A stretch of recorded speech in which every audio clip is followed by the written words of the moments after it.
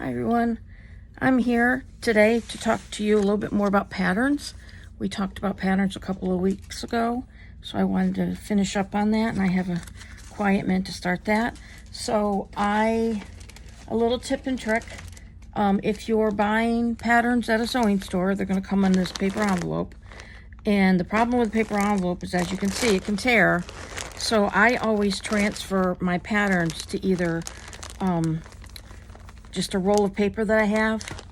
This roll here, which I got off of Amazon. It's got like miles and miles of paper. And then it's meant for craft paper for kids. Or this stuff, which you can order from the Pellon Corporation. And it's a non-woven. Can you see the fibers in there? It's a non-woven, which means it's basically pressed together, kind of like how you would do to an iron-on decal or something. So it's just pressed together flat, and the fibers fuse together, and then you get this. And then they send it through the printing press. These little squares are 1-inch squares, so you know exactly how many inches wide and tall your pattern piece is, which makes it nice. If you know your measurements in your head, you're like, oh no, that doesn't look right. And so it's kind of a safety check. So I'm going to put that aside for a second. So this is a non-woven fabric, right? And again, I get that at Joann Fabrics in the Pellon department. Here's a small piece of it. And I use it for keeping patterns that I know for a fact that after I've made my toile that I really want to do that one again. So I'll copy it onto this. So the next thing we're going to talk about really quick here is the difference between non-woven, where you can see the fibers just kind of willy-nilly laid in there, and they're pressed. You could tell they were pressed together. And it's really not intended ever to be worn. This is also what stiffens your collars and your cuffs and your button lines, if you have a placket button line. So we'll talk about the different varieties of materials for that purpose another day. But today we're just talking about the differences in fabric and basic layout. So that's non-woven. This is knit. You can see it stretches like crazy. This is actually a sport knit, which means it's a 4-way knit. So it stretches all kinds of crazy ways. And if you look super, super close, can you see that? If you look super, super close, you can see the little loops in the fabric. And that's because, just like with Grandma and her knitting needles, there's a machine that knitted this fabric. So instead of being on a loom, like a woven fabric, or in a press, like the non-woven fabric, there was tiny little needles that were knitting all the way across to make the width of this fabric. Okay, the other type of fabric is called a woven, and there's two kinds. There's one kind where it's dyed after it's woven. So this fabric is a woven. You can see the strands on the edge. You can see they go over, under, over, under, over, under, or whatever, weaving pattern they happen to use. But most commonly, it's the over, under, over, under, over, under. And you'll see the little frayed edges. See the little frayed edge on the edges. Now, another neat thing about woven fabrics is they always have a selvage edge, which is the edge that was attached to the machine as the fabric was being woven. And that always has a particular look. And it's really a great edge to take advantage of, because you can use it to your advantage while you're sewing to secure the edges of something so that it doesn't ravel on you. This little piece of fabric that we're going to use in a minute, this is the selvaged edge. You can see it looks vastly different, so much cleaner. Can you see that slightly denser weaving on the edge there? And there's no fraying. That's the selvage edge. Now, when you buy fabric in the fabric store, you're going to find your fabric rolled up on a bolt, they call them. It's a cardboard rectangular thing that they roll fabric on so it doesn't get wrinkled.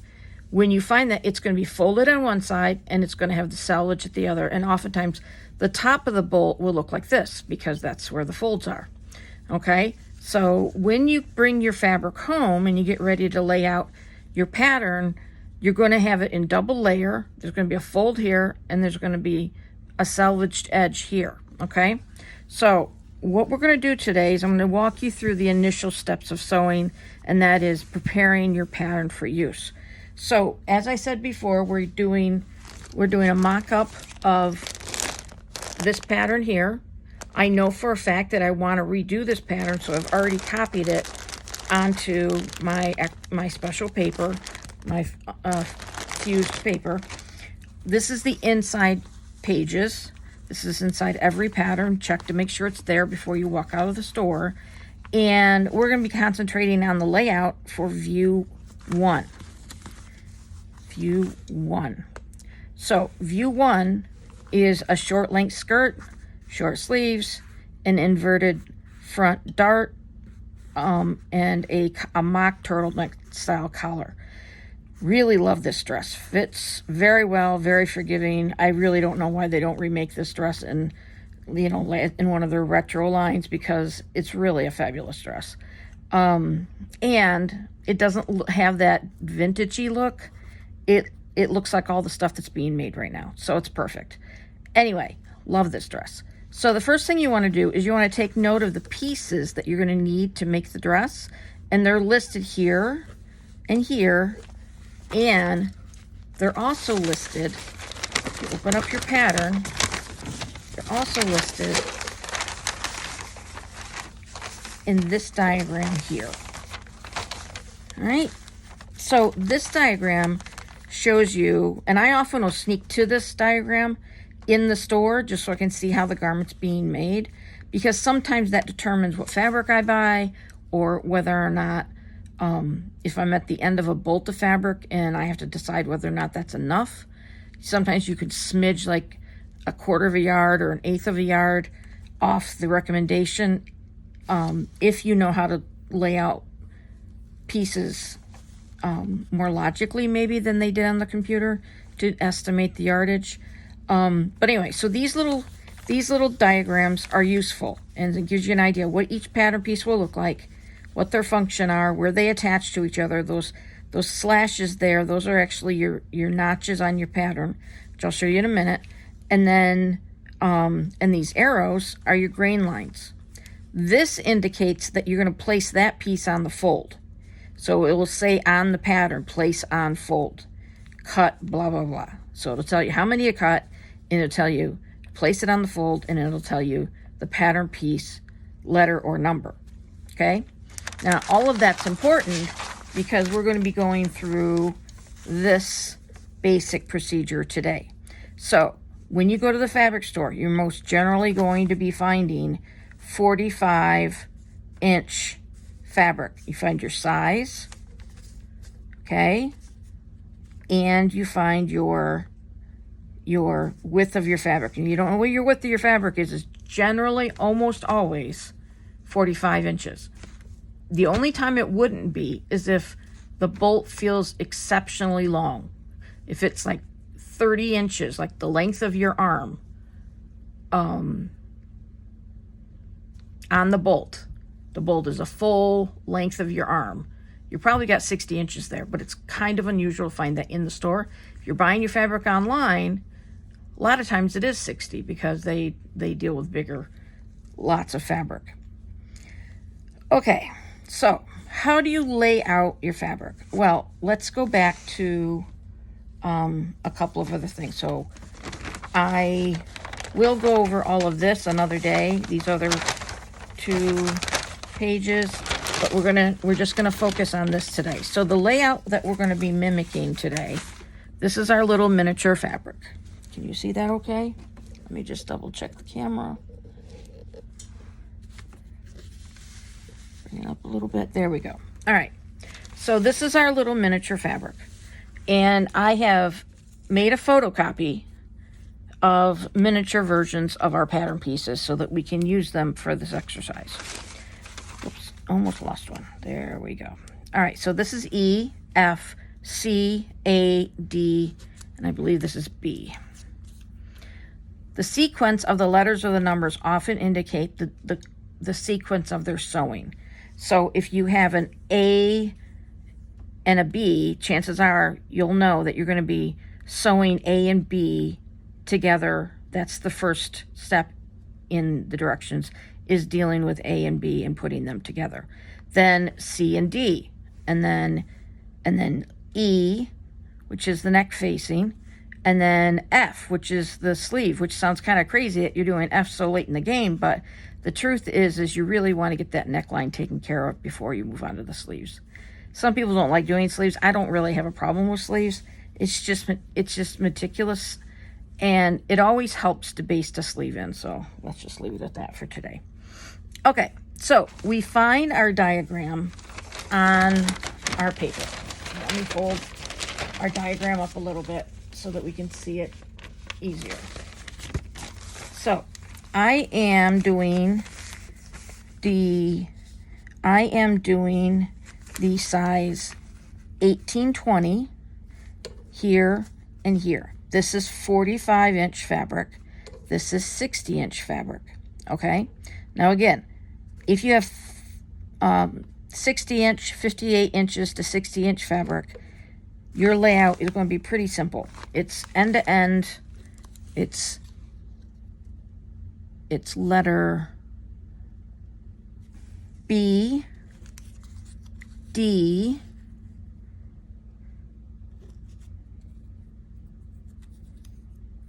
A on the fold, C opposite that,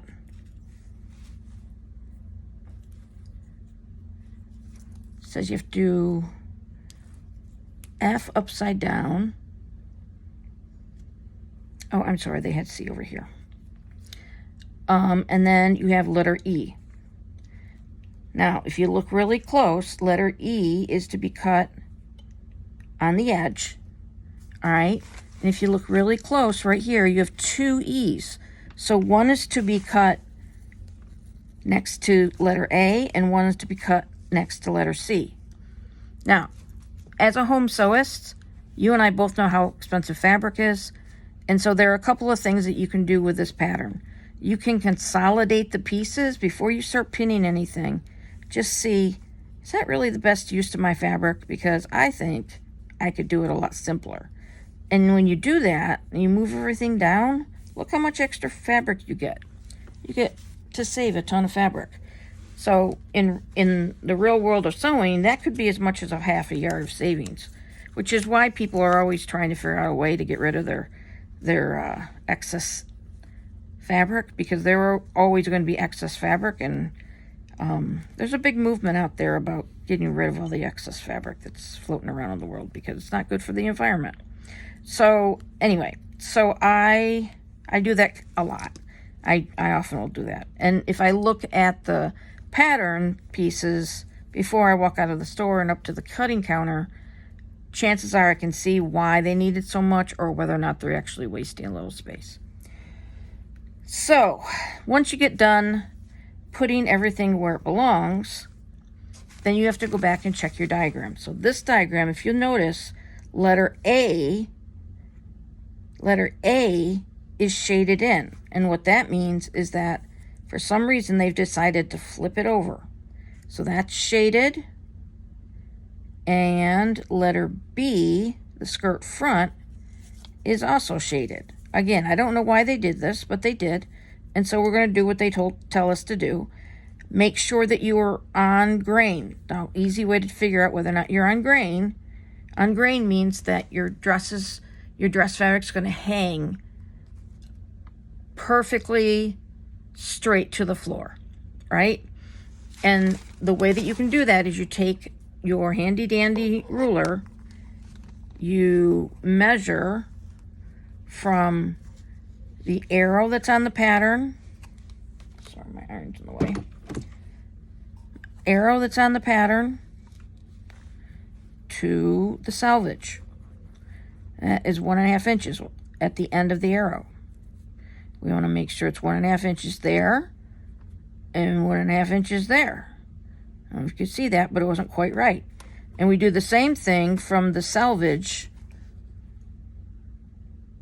to the arrow. So from the selvage to the arrow, it's 1.25.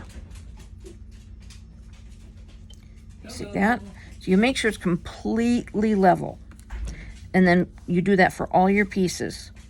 Then what you need to do is after you've done that, then you can begin cutting your fabric. But always double check your diagram before you start cutting your fabric. Now, I want to say something about pins before we go any further.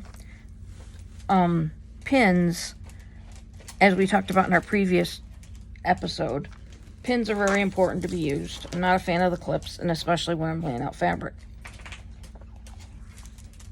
So, let's just like to say here that when you pick out your pins, I like the big ones. But when you pick out your pins, I also like the ones that you can iron over to make your life a little easier later on. So these are glass-headed pins. The plastic ones will melt in your iron. I don't know if I have a melted one to show you, but you guys get the idea. Anyway, so for pinning, the easiest way to pin is always from the top, underneath, and you'll kind of get an idea what that feels like. You can hear the layers of my ironing pad as the pin touched it. So you want to do this, go in from the top to the bottom, give it a little space, and then come out again. And that's how you properly pin. I've had so many students that just do this, and then they wonder why their pattern doesn't stay. Or, even more fun, they do this. My junior high boys are good for that. They would do this. They would put pins like this all around the edges of the fabric because they just didn't know, and that's why they were taking my class. So the end of the story is if you get interrupted or you need to roll up your pattern already pinned to the fabrics so that you can do something or put it away for later, you have to pin your pattern pieces down.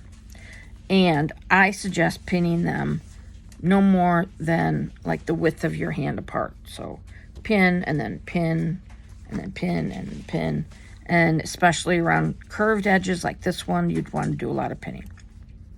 Okay, so this is one layout. The next one over here might confuse some people. So what that one is saying that you do is you lay out the sleeve, the front of the bodice, 2 of the E's.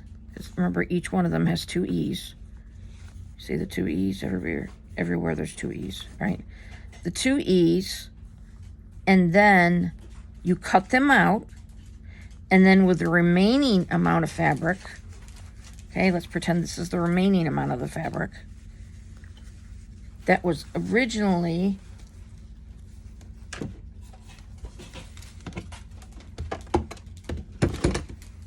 folded like this.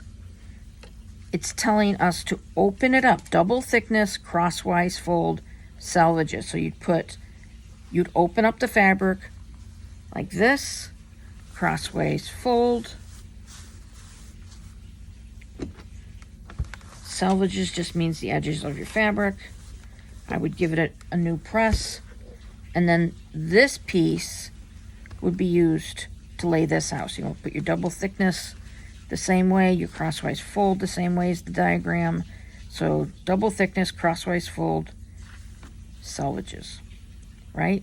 So it's laid out that way to allow a greater workspace to lay out letter B,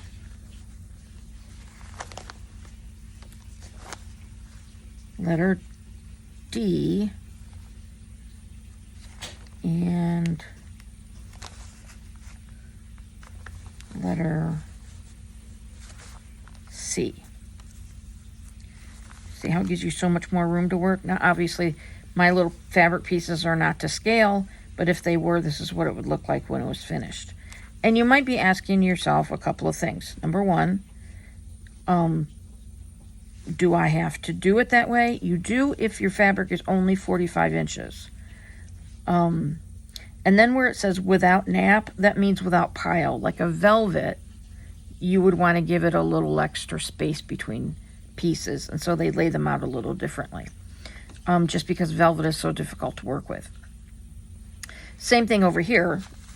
With the 60 inches, the nap doesn't really matter, but you can see there is a lot of space between the pieces intentionally with the one without nap and the one, where's the one with nap?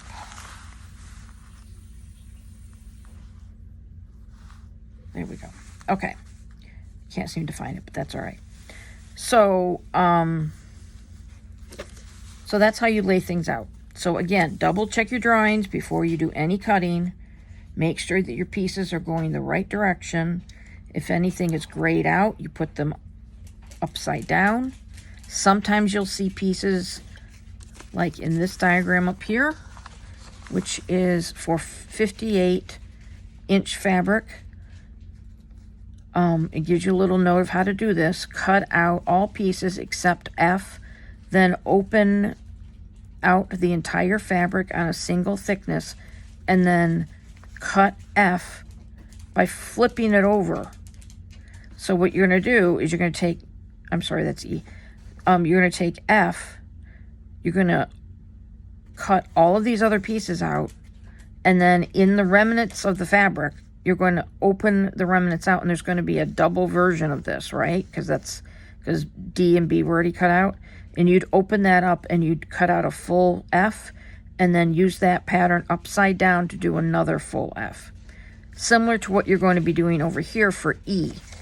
Can you see that, what I'm pointing to right there? Yeah. E looks like it's end to end with itself, and that's because it is. What you would do, let me put this aside. Where'd my E go? Hello, little E. Where did you go? I can't find my E. Oh, there it is. Okay. So what that means when letter E is shaded at one end, but not overhanging the edge, it means that E, you only need to cut one, but you have to flip it over so that you'll get a full piece. So what I would suggest is that you trace using,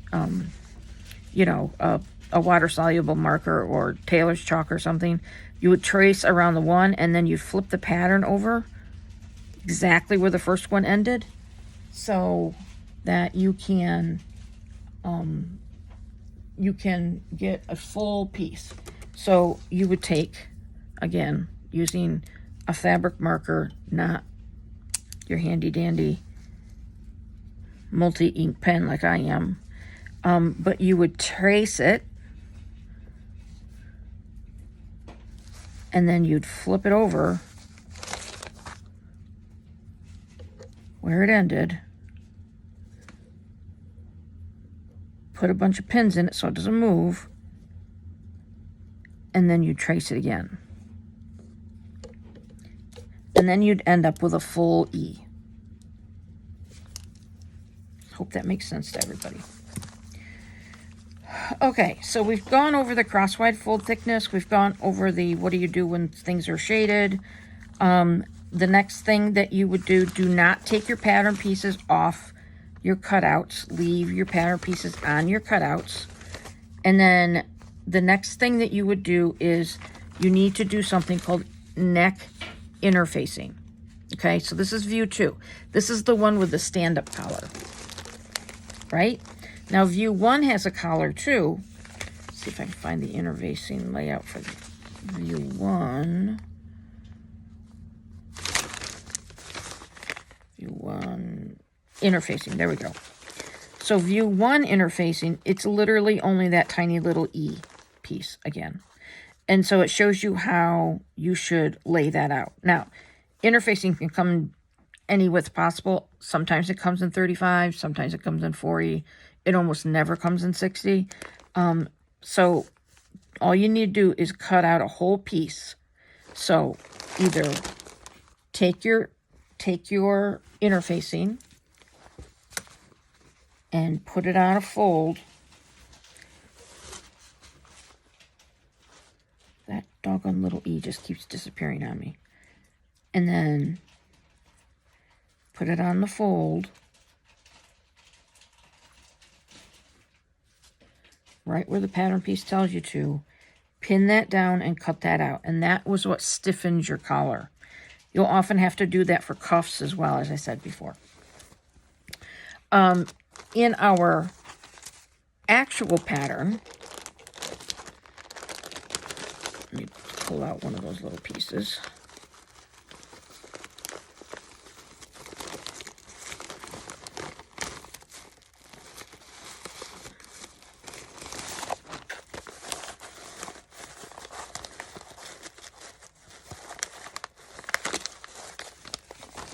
In our actual pattern, this is what the pattern pieces look like.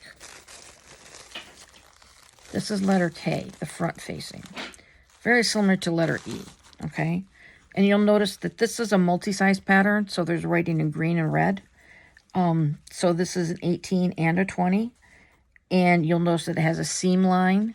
You don't have to trace that seam line. Your machine will do that for you. Don't worry about that. You do, however, as you're cutting out, want to make note of these notches. These notches are what help your pattern pieces fit together. They're kind of a guide, so that when you put them together, that you can match those notches up. Double notches are usually things on the back. Single notches are usually things on the front. Same thing here. So for this particular piece, it joins at the shoulder at an angle. That's why this is at an angle. It has a blunted end here where it meets in the center. So you'll cut one of these of interfacing,